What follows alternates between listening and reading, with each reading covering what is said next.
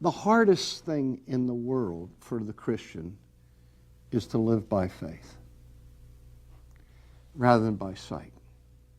It's difficult because we never see God.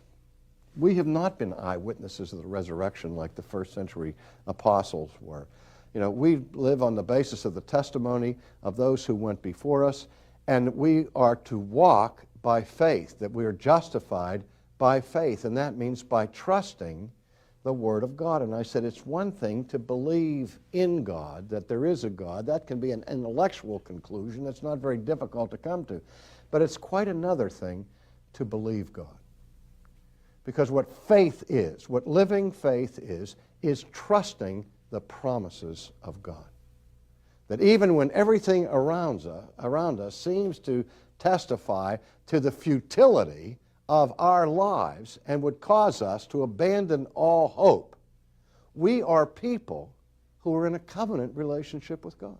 We are people who live by trust in His promises. We break our promises to each other. We break our promises to God.